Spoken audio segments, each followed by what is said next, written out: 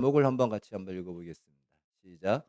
아브라함, 이삭, 야곱의 하나님, 그는 나의 하나님.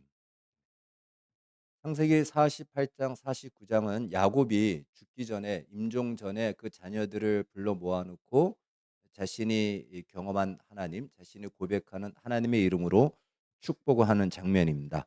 그때 야곱은 자신이 경험한 하나님을 그 이름으로 축복할 때 제일 먼저 요셉의 아들 에브라임과 므낫사에게 축복을 해주는데요. 그때 이렇게 고백을 합니다. 말씀을 보면 같이 한번 읽겠습니다. 시작. 내 조부 아브라함과 아버지 이삭이 섬기던 하나님, 나의 출생으로부터 지금까지 나를 기르신 하나님, 나를 모든 환난에서 건지신 여호와의 사자께서 이 아이들에게 복을 주시오며. 야곱은 여기서 자신의 하나님을 두 가지로 두 하나님으로 소개하는데요. 첫 번째는 내가 출생했을 때부터 지금까지 나를 길러주신 하나님, 그리고 또 나를 모든 환난에서 건지신 하나님으로 소개합니다. 그러니까 야곱의 인생인 야곱 한 139년을 살았는데 그 139년, 140여 년의 인생을 통해서 그가 경험하고 알게 된 하나님은 바로 저렇게 묘사가 되었던 것입니다. 그러니까 나이가 태어날 때부터 지금까지 나를 길러주신 하나님, 그리고 내가 환난과 어려움 속에 있을 때마다 나를 건져주신 하나님, 바로 이 하나님은 어떤 머리로 알게 된 하나님이 아니고 자신의 인생의 경험을 통해서 알게 된 살아계신 하나님이다라는 것입니다. 이것을 조금 어렵게 표현한다면 바로 야곱이 경험한 실존적인 하나님입니다. 실존적인 하나님. 이 실존주의 시대를 우리가 그 시대 이후로 지금 살아오고 있는데 오늘 이 시대에 더더군다나 이 실존을 굉장히 중요시 여깁니다. 이것이 오늘 이 시대는 감각이죠. 나에게 느낌이 있고 나에게 필링이 있고 나에게 이 느낌이 있어야지만이 모든 것이 가치가 있어지고 그때부터 존재가 시작되어지는 겁니다. 그러니까 느낌이 없고 나에게 어떤 뭔가 이렇게 자극이 없으면 뭐 아무리 세상 좋다 해도 나와 상관이 없는 거죠. 이제 그것을 달리 표현한다면 실존적인 하나님입니다. 하나님의 실존을 경험하지 않으면 하나님은 없다라고 하는 이 시대 속에 우리가 살아가고 있죠. 우리 부모들은 자녀들이 혹은 또 여러분들 주변에서 믿지 않는 사람들이 여러분에게 이렇게 물어본다면 뭐라고 소개하겠습니까? 당신이 경험한 하나님은 어떤 하나님이십니까? 당신은 어떤 하나님의 실존을 경험했습니까? 라고 물어본다면 어떻게 하나님을 소개하겠습니까? 우리가 인생 속에서 하나님을 경험할 때 지금 영상을 보았던 것처럼 이렇게 하나님의 살아계심을 경험하고 나면 그때는 하나님은 더 이상 관념 속에 존재하지 않고요. 혹은 저 멀리 하늘에 계신 하나님이 아닌 지금 내 곁에 여기에 나와 함께 계신 하나님으로 비로소 믿게 됩니다. 하나님은 영이시기 때문에 우리의 육안으로는 볼 수가 없습니다. 그러다 보니까 우리는 하나님을 경험하면서 그 경험을 통하여 이 하나님의 실존을 느끼기를 원하죠. 그래야 우리의 믿음도 더 굳건해진다라고 우리는 생각을 합니다. 그렇다면 어떻게 하나님의 실존, 하나님을 개인적으로 경험할 수 있을까? 이것이 중요하겠죠. 오늘날 이 하나님을 경험하고 싶어하는 이 마음, 그리고 하나님의 실존을 느끼고 싶어하는 방식은 크게 두 가지로 보통 쓰여지고 있는 것을 보게 됩니다. 첫 번째는요. 초월적인 체험을 통해서입니다. 초월적인 체험. 그러니까 초월적인 체험을 통해서 어떤 초월적인 사건, 초월적인 은사, 초월적인 역사를 통해서 우리가 소위 얘기하는 영적인 체험이라고 하는 것을 통해서 하나님의 실존을 느끼고 또 그것을 경험하려고 합니다. 요즘 신사도 운동이 기존 교회에 많은 영향을 미칩니다. 이 신사도 운동의 핵심이 바로 초월적인 체험을 우리의 현실에서 경험하게 한다라는 것입니다. 그들은 이 초월적인 체험 혹은 영적인 체험을 마치 하나님의 실존으로 인식한다라는 거예요. 그러니까 어떤 영적인 체험, 초월적인 체험 이코로 하나님의 실존으로 이렇게 인식을 하고 있다라는 것입니다. 그러나 사실은 우리가 기억해야 될 것은 어떤 영적인 체험이나 초월적인 체험은요, 우리 기독교만 있지 않습니다. 모든 종교에 다 있어요. 심지어 무당들이 말하는 그 무속 안에도 이런 놀라운 초월적인 체험이나 영적인 체험은 얼마든지 있다라는 것입니다. 그러니까 그러한 체험이 하나님의 실존이라고 생각하는 것은 그들의 느낌일 뿐이다라고 우리가 볼 수가 있는 것입니다. 이런 체험을 하게 되면 부작용 중에 하나가 무엇이냐면 계속해서 하나님을 이런 식으로 체험하고 싶어 한다라는 것이에요. 이러한 어떤 체험적인 증거나 자극이 있어야지만 하나님을 만날 수 있고 하나님을 느낄 수 있다라고 생각해서 더 그러한 체험이 있는 곳, 더 그러한 사역에 이루는 교회나 집회나 그런 곳으로 찾아가게 된다라는 것입니다. 그러다 보면요, 나중에는 정상적인 판단을 내리기가 어려운 상황까지 이르게 됩니다.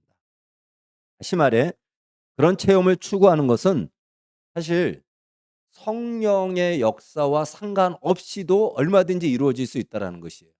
그리고 그것을 추구하고 싶은 마음은 무엇이냐면 우리가 배고프면 먹는 것으로 포만감을 느끼고 싶어 하거든요.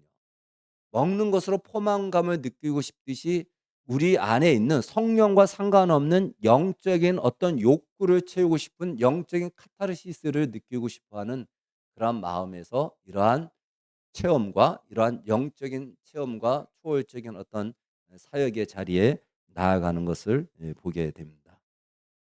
두 번째는 저기 써져 있지만 우리 모두가 공감하는 것입니다. 어떤 어려운 문제나 인생의 위기가 왔을 때 그 문제를 해결하던가 우리의 기도가 응답되어지는 체험을 통해서 하나님의 실존을 느끼고 싶어 합니다. 지금 우리가 영상을 보았던 것처럼 정말 큰 위기가 왔잖아요. 랜딩 이 기어가 내려오지 않으면은 그냥 이 기체로 착륙을 해야 되는데 그건 굉장히 위험하죠. 바로 이런 문제가 생기고 어려움이 생겼을 때 이런 위기를 해결해 주는 어떤 하나님의 놀라운 역사를 경험하면서 하나님의 실존을 우리는 비로소 느끼고 싶어 한다라는 것입니다. 사실 우리가 읽은 시편과 성경에 이러한 내용이 굉장히 많이 있죠. 오늘 우리가 읽은 내용도 그런 내용이에요. 바로 여호와여 어느 때까지니까 언제 응답해 주시겠습니까? 하나님 지금 내 형편이 이렇게 어렵고 위기에 처해 있는데 이 문제를 언제 어떻게 해결해 주시겠습니까? 하나님의 백성인 제가 이런 꼴을 당하는데도 하나님이 그냥 모른 척 하시겠습니까? 이것이 우리의 현실이고 우리의 현실의 문제죠. 그래서 이런 현실의 문제가 해결되는 것으로 우리는 하나님의 실존을 경험하고 또한 우리를 하나님을 알고 싶어 하는 것입니다. 이러한 내용이 시편에 상당히 많이 있습니다. 다시 말해 시편에 이런 내용이 많이 있다라는 것은요. 그것이 인생의 현 주소라는 것입니다. 신앙을 가지고 있어도 이런 현실은 피할 수가 없고요. 충성스럽게 열심히 예수를 믿어도 신앙생활을 해도 그러한 현실은 피해가지 않습니다. 어느 누구를 막론하고 어떤 인생을 막론하고 이러한 위기는 우리 인생 속에 다가오죠. 마치 사망의 음침한 골짜기를 지나가는 듯한 그러한 인생의 현실을 맞이할 때 많은 우리 신앙의 선조들은 이것을 영혼의 깊은 밤이라고 표현하는데 하나님은 아무리 불러도 응답이 없고 내 이 현실은 정말 사방이 첩첩산중같이 막혀 있고 나 홀로 뚝 떨어져 있는 것 같은 정말 내 인생의 문제를 어떻게 해결할 능력도 없고 아무도 나를 도와줄 사람이 없을 때 하나님이 왜 침묵하시는가? 하나님이 이때 역사해 주신다면 살아계신 하나님은 내가 영원토록 자랑할 것인데 이것이 시편에 있는 시편 기자들의 시의 내용이에요. 그것이 곧 우리의 현실이라는 것입니다. 우리의 삶의 현실이 얼마든지 그러한 일이 있다라는 것이죠. 고난의 하신이라 불리우는 욥도 그런 시간을 보냈죠. 욥의 기도는 한마디로 이런 기도였습니다. 하나님 도대체 어디 계십니까? 이러한 부조리한 일이 일어났는데도 하나님 가만히 있습니까? 하나님이 과연 공의로우신 하나님이십니까? 이런 질문을 아주 엄청나게 많이 합니다. 어떤 말이든 좋으니 제발 나타나셔서 뭐라고 말씀이라도 해 주십시오. 이것이 욥기 내내 욥의 탄식과 그의 기도의 내용이었던 것입니다. 여러분 우리가 살아가는 오늘날의 현실이 이런 상황이지 않겠습니까? 우리도 살다 보면은 전혀 의도하지 않았고 예상하지 못했던 그러한 인생의 위기를 경험할 때가 있고 맞이할 때가 있습니다. 또 소위 불행이라고 여기는 그러한 현실을 경험하면 우리는 더 당황합니다. 과연 하나님이 살아계시는데 내가 하나님의 백성이고 하나님 나를 사랑하신다고 하는데 왜 내 인생의 현실에 이런 어려움이 오고 이런 어려움이 해결되지 않는가? 이러한 우리의 그 답답함, 탄식의 기도를 할 수밖에 없겠죠. 평소에는 하나님이 살아계신 것 같은데 이런 위기의 문제가 생기면 그때부터 하나님이 살아계심을 시험하게 되는 거죠. 정말 하나님은 내 기도를 들으시는가? 하나님은 정말 나를 외면하지 아니하시는가? 하나님은 지금 여기에 계시는가? 아니면 하나님은 저 멀리 계시는가? 그것이 우리의 신앙의 시험의 시작이 됩니다. 그래서 나중에는 이것이 길어지면 어떻게 되죠? 나중에는 정말 하나님은 살아계시나? 하나님 정말 살아계시는 건 맞을까? 여기까지 우리는 가게 된다라는 것입니다. 우리가 이런 마음을 가지게 된 이유가 있어요. 이런 마음을 가지게 된 이유는 무엇이냐면 우리는 하나님에 대해서 교과서로 배우기를 어떻게 배웠냐면 하나님은 살아계시고 또 하나님은 자기 아들을 내어 주기까지 우리를 사랑하신다라고 배웠기 때문에 과연 그런 하나님이 왜 나의 이 어려운 위기에 문제 있을 때는 하나님이 침묵하시는가에 대해서 우리는 충격을 받게 되고 거기서 우리는 한 발자국도 나가지 못하고 그렇다고 그냥 외면하고 도망가기에는 답도 없고 그래서 어정쩡한 그 제스처로 우리의 신앙생활을 하는 경우가 많이 있습니다. 우리가 생각하기에는 전능하신 하나님이 나를 사랑하신 하나님이 새끼손가락 하나 까닥하면 이 문제 해결되는데 왜 해결해 주지 않는지 아무리 생각해도 이해가 되지 않기 때문에 그렇습니다. 그래서 우리는 그러한 상황, 내 능력으로 해결할 수 없는 인생의 문제를 만났을 때 하나님이 역사해 주시고 하나님이 일하여 주시면 그때서야 우리는 하나님의 실존을 느끼고 인식하게 된다라는 것입니다. 그리고 그러한 실존의 체험이 없으면 여전히 하나님은 관념 속의 하나님, 저 멀리 계신 하나님, 안 믿으면 지옥 갈 것 같으니까 안 믿을 수도 없고 적극적으로 믿고 싶으나 하나님은 저 멀리 있다 보니까 별로 그렇게 안 되고 그러한 신앙생활을 하는 사람들이 의외로 성도들 안에 많이 있다라는 것입니다. 사실 이 모든 것은 우리가 하나님을 이 현실 속에서 경험하고 느끼고 싶어하는 그러한 우리의 자연스러운 어떤 영적인 열망 때문에 일어난 것입니다. 지금도 우리 중에는 이러한 갈등 속에 있는 분들이 있을 수 있습니다. 그래서 손에 뭔가 확 잡히는 뭔가가 있기를 정말 간절히 바라고 그러면 열심히 믿겠는데 이게 잡히는 것이 없다 보니 참 답답하고 때때로 의심도 들 때가 있는 것입니다. 출애굽한 이스라엘 백성들은 금방 제가 말씀드렸던 이러한 인생의 문제를 많이 경험하게 됩니다. 그들은 광야를 거치면서 툭하면 문제가 생기죠. 광야에 얼마나 어려운 일이 생깁니까? 그러면 그때마다 그들은 하나님의 강력한 역사를 요구합니다. 이렇게 요구한 거죠. 과연 하나님이 우리를 출애굽시켰다면 이런 문제 정도는 해결해 줘야 되지 않느냐. 만약에 하나님이 이 문제를 해결해 주지 않는다면 우리는 하나님을 믿을 수 없다라고 생각하는 거죠. 네. 왜 그럴까요? 하나님이 이제는 해결할 능력이 없는가 보다. 하나님이 이제는 우리를 사랑하지 않는가 보다. 이스라엘 백성들은 그렇게 생각합니다. 그래서 하나님은 그들의 그 불평 어린 원망이 있을 때마다 하나님은 응답해 주셨어요. 문제를 해결해 주셨습니다. 사실 홍해를 건널 때만큼 하나님의 실존을 경험했던 그 경험들은 비교할 수 있는 경험은 없지 않겠습니까? 말이 되겠습니까? 홍해가 딱 멈춰서서 마른 땅처럼 건너가는 이 일은 지금도 만들어낼 수 없는 일이잖아요. 그때 얼마나 하나님의 실존을 그들이 경험했습니까? 그리고 얼마나 많은 광야에서 많은 하나님의 일하심을 경험했습니까? 그런데 그때뿐이었더라. 그때뿐이었습니다. 그들은 또다시 문제가 일어나면 그때 경험했던 하나님은 그때의 하나님이에요. 지금, 지금 응답해 주지 않으면 하나님은 어디 계시는가? 이들이 이것이 그들의 아주 전형적인 순환적인 반복적인 패턴이었던 것입니다. 하나님이 더 이상 능력이 없어서 이제 우리를 버리고 떠났나? 이제 우리는 다른 신을 찾아야 되는가? 이것이 이스라엘 백성들의 모습이었고 그러한 원망이었던 것입니다. 따라서 오늘 우리 이 시간에 이 시대에도 내가 느낄 수 있는 무엇으로 하나님의 실존을 경험하고 싶다면 우리는 끊임없이 하나님을 시험할 수밖에 없습니다. 그리고 그것이 잡히고 눈에 보이면 비로소 한 걸음 내딛는 거예요. 그러다 또 어려운 문제에 봉착하면 또다시 그 자리에서 뭐 아주 죽는 신용을 해야죠. 그래서 하나님이 또 응답해 주면 비로소 한 걸음을 또 내딛습니다. 그것은 다시 말해 우리의 믿음을 보고 믿겠다라는 거예요. 예수님이 어떤 믿음을 칭찬하셨죠? 보지 않고 믿는 믿음, 그 믿음을 칭찬하셨습니다.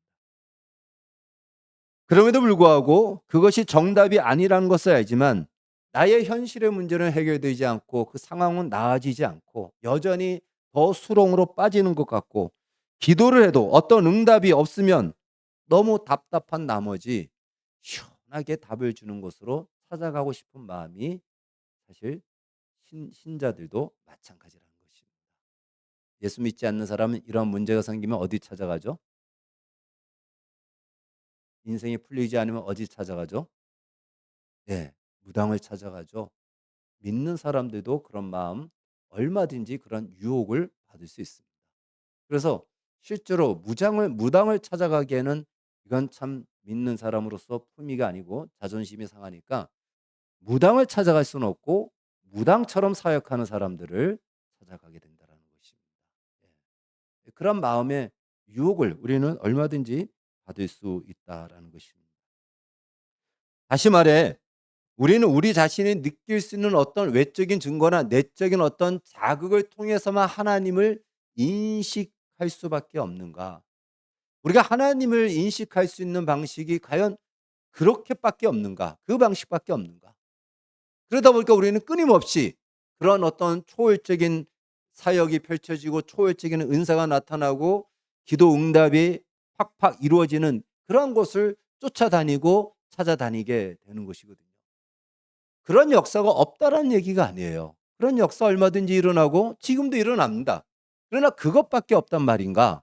라고 했을 때 그렇지 않다라는 것입니다. 하나님은 얼마든지 그렇게 역사해 주시기도 하십니다. 특별히 초신자일 때는요. 하나님께서 우리 인생과 이 역사의 주인이 되심을 그러한 어떤 사건을 통해서 보여주십니다.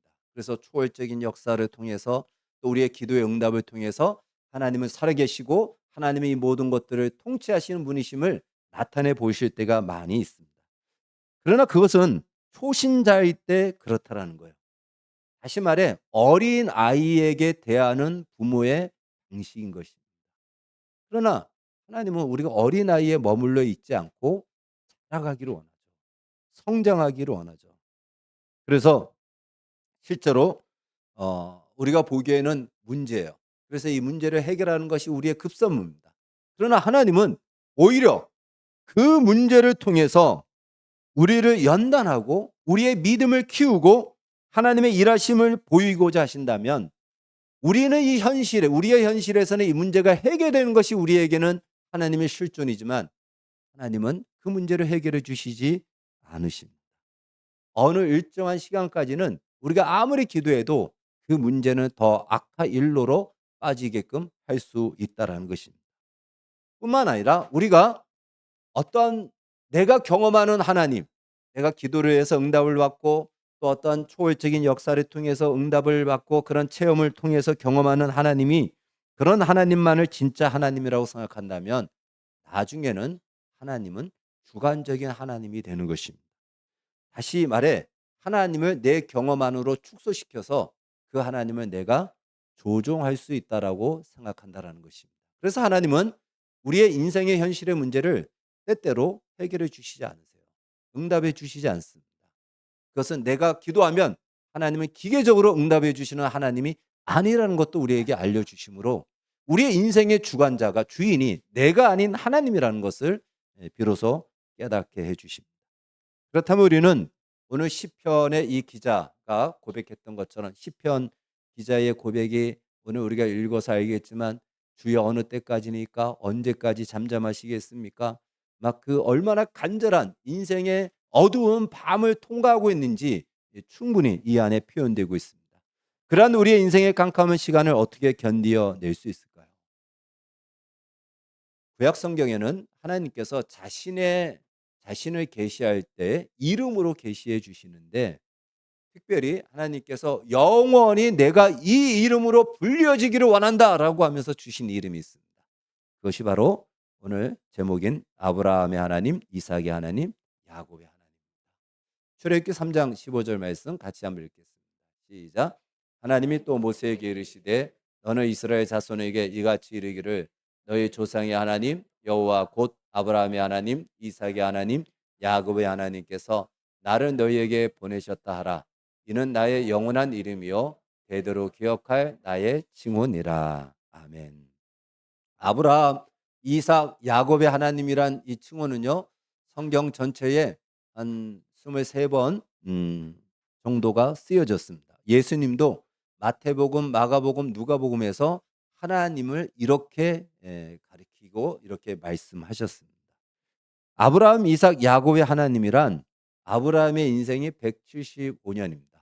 175년의 시간, 그다음에 이삭 180년의 시간, 그리고 야곱 139년의 인생 속에서 역사하신 하나님이라는 뜻입니다. 다시 말해 어느 한 순간에만 응답하시고 역사하시는 하나님이 아니고 어떠한 시간을 초월하여 역사하시는 그 하나님이 아니라 시간 속에서 그들이 경험하는 그 경험 속에서 경험을 통하여 하나님이 가지신 뜻과 목적을 이루시는 하나님. 바로 그것이 아브라함, 이삭, 야곱의 하나님입니다. 한번 같이 읽겠습니다. 시간 속에서 시작. 시간 속에서 그들의 경험을 통해 하나님이 가지신 뜻과 목적을 이루어 가시는 하나님. 바로 이것이 이 하나님이 아브라함, 이삭, 야곱의 하나님이고 바로 이렇게 하나님을 바라보는 신앙을 역사적인 신앙관, 역사적인 하나님이다라고 성경은 우리에게 가르쳐 주고 있습니다. 그러니까 지금 당장 너희가 느낄 만한 실존적인 하나님을 찾지만 하나님은 실존하시거든요. 내 느낌이 없다 할지라도 하나님은 실존하십니다. 내 손에 잡히지 않아도 하나님은 실존하십니다. 바로 그렇게 내가 느끼지 못하고 나의 느낌과 상관없이 실존하시는 하나님을 역사적인 하나님이다. 성경은 그것을 아브라함, 이삭, 야곱의 하나님으로 우리에게 알려주고 또 그렇게 가르쳐주고 있다는 것입니다. 물론 우리의 현실은요. 우리의 신앙 현실은 무엇이냐면 실존의 체험을 갖고 살아야 되는 것이 우리의 현실입니다.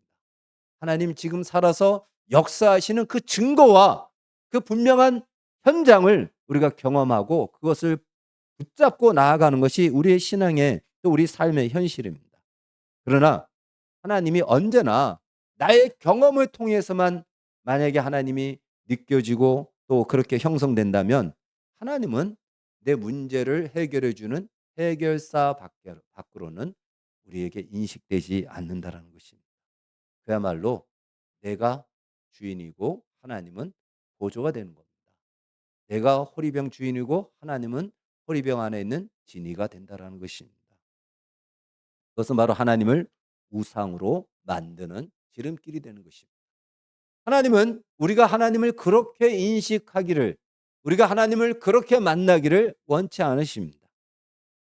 그 정도가 아니고요. 하나님이 우리를 향해 얼마나 위대하고 얼마나 영광스러운 목적과 계획을 가지고 있는지 그리고 그 목적을 이루기 위해서 그 무수한 많은 시간 속에서 하나님이 멈추지 않고 일하시고 찾아오시고 그 바로 하나님이 정한 아브라함과 이삭과 야곱의 인생 속에 찾아오셔서 그들의 불신앙과 그들의 어떤 불순종과 그들의 거짓과 욕심에도 불구하고 하나님은 그 뜻을 굽히지 않으시고 그 목적을 취소하지 아니하시고 마침내 그들로 하여금 믿음의 사람, 믿음의 족장으로 삼으시고 아브라함을 통해서 믿음의 족장으로 삼으시고 이삭을 통해서 하나님의 언약의 실체를 보이시고 야곱을 통하여서 하나님이 야곱을 이스라엘로 만들어 가시는 그 장구한 시간 동안 하나님의 일하심을 보여서 우리로 하여금 바로 그 하나님의 목적과 영광에 이르는 자리에 이르도록 하나님은 지금도 우리를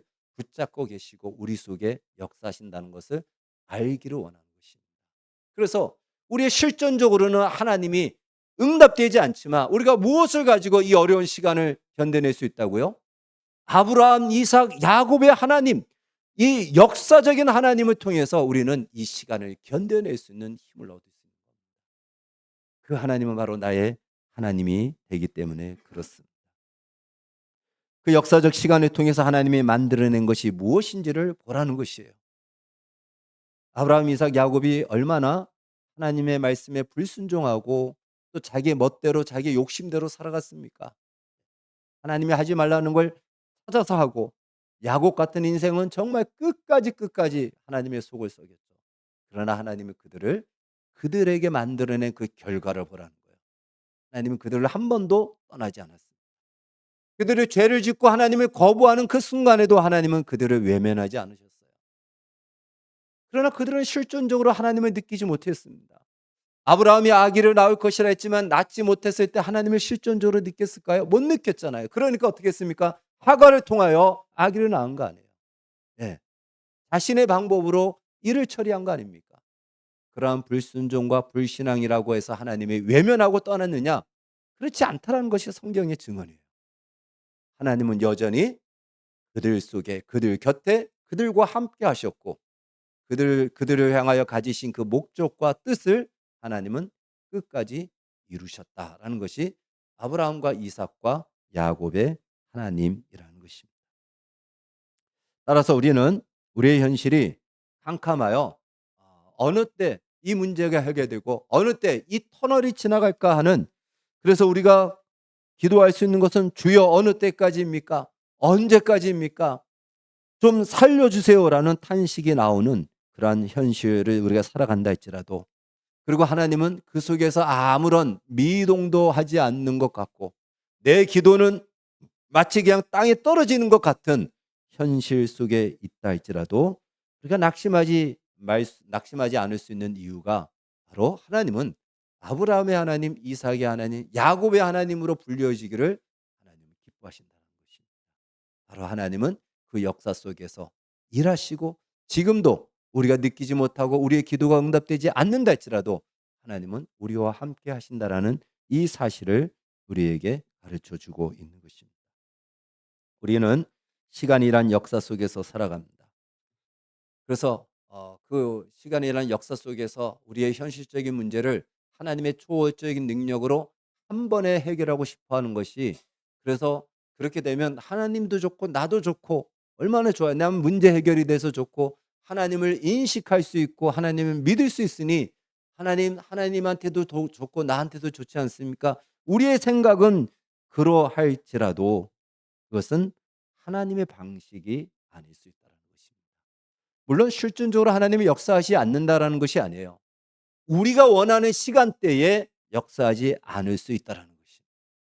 그 시간을 통하여서 지나고 나니 어느덧 하나님이 우리의 기도했던 것보다, 내가 기대했던 것보다 더 놀랍게 역사하셨고 일하셨고 결과를 만드셨다는 것을 비로소 우리로 하여금 알게 하십니다. 다시 말해 아브라함의 하나님, 이삭의 하나님, 야곱의 하나님의 방식으로 우리 인생 속에 역사하실 때가 참 더 많다라는 것입니다. 우리는 그러한 시간을 통해서 우리 안에 있는 거짓된 마음을 비로소 내려놓게 됩니다. 우리는 그러한 그 인고의 시간을 통해서 우리의 얄팍한 믿음이 드러나게 돼요. 그 시간을 통해서 우리가 가지고 있는 목적이 무엇인지를, 그 실체를 우리는 알게 되고 호언장담하던 우리의 자신감을 내려놓고 비로소 기도의 자리에 이르게 되고 비로소 우리는 많은 시행착오를 통해서 겸손을 배우고 우리 하나님의 사람으로, 성숙한 사람으로 변하여 가게 된다는 것입니다. 하나님은 이러한 것을 에베소서에서 이렇게 가르쳐 주고 있습니다. 에베소서 4장 13절 같이 읽겠습니다. 시작. 우리가 다 하나님의 아들을 믿는 것과 아는 일에 하나가 되어 온전한 사람을 이루어 그리스도의 장성한 분량이 충만한 데까지 이르리니 이는 우리가 이제부터 어린아이가 되지 않아요 사람의 속임수와 간사한 유혹에 빠져 온갖 교훈의 풍조에 밀려 요동하지 않게 하려 함이라. 오직 사랑 안에서 참된 것을 하여 범사의 교회까지 자랄지라. 그는 머리니 곧 그리스도라. 그에게서 온몸이 각 마디를 통하여 도움을 받음으로 연결되고 결합되어 각 지체의 분량대로 역사하여 그 몸을 자라게 하며 사랑 안에서 스스로 세우니라. 아멘. 예수 그리스도에까지 자라는 그 영광의 자리에 우리를 부르시고 있다는 것입니다. 그렇다고 하나님이 우리의 인생의 문제를 나몰라라 하시겠습니까? 그렇지 않습니다.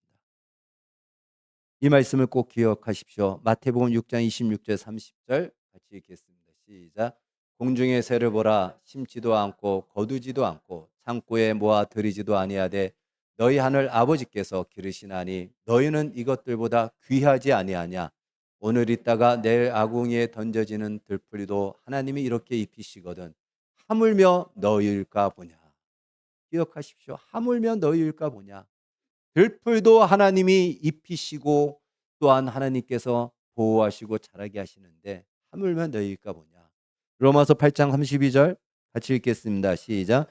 자기 아들을 아끼지 아니하시고 우리 모든 사람을 위하여 내주시니가 어찌 그 아들과 함께 모든 것을 우리에게 주시지 아니하겠느냐. 사랑하는 여러분, 하나님은 언제나 실존하십니다. 내가 느끼든 내 느낌이 있든 없든 상관없습니다. 여러분의 느낌으로 우리의 느낌으로 하나님의 존재의 유무를 기준하지 마십시오. 절대 그것은 잘못된 것입니다.